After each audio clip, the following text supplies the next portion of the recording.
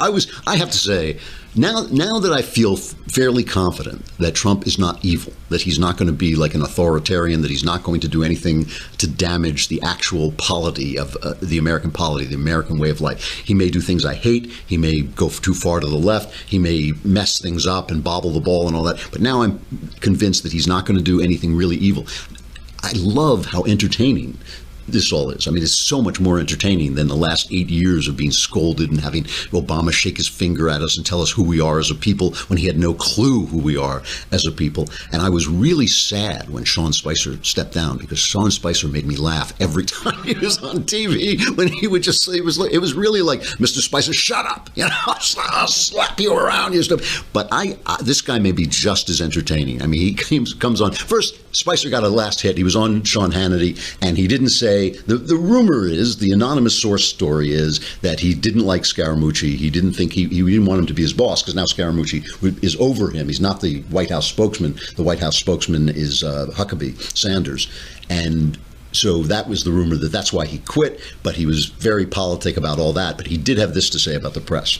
Most people aren't really privy to how stories are developed and what stories are make it to the front page or to the mainstream media, whether it's in print or in broadcast. And I think they'd be shocked and disappointed to see some of the bias that exists in some of the stories that don't get told, or the manner in which they are told. I was increasingly disappointed in how so many of the members here of the media do their job, or rather don't do their job, the bias to which they come from it at.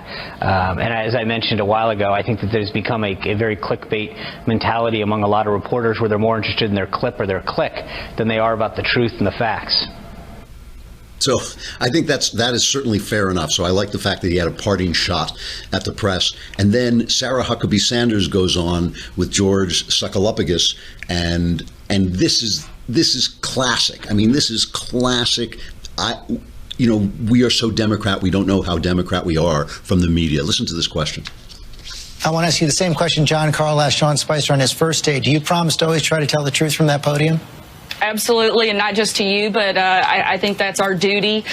Certainly, I have 3 young kids, and I want to be able to go home and look my kids in the eye every single day, and that's far more important to me, to be able to do that and have the highest level of honesty and integrity. And I want to do that not just in my job, but in every single thing I do. And so this is just an extension of me being able to do that, and I'm excited and honored to do it.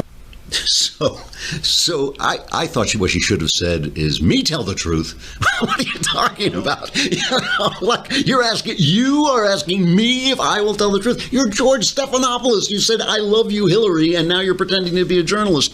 I mean, this is I'm sure, I wonder, did they ask Josh Earnest that when he took over Obama's podium? I very, very much doubt it. I couldn't find an interview that he did when he started, but I doubt they were asking that question. The very question itself is offensive. I mean, the question itself is offensive. Do you swear to tell the truth? How about, like, bite me, George? That's the answer to that question.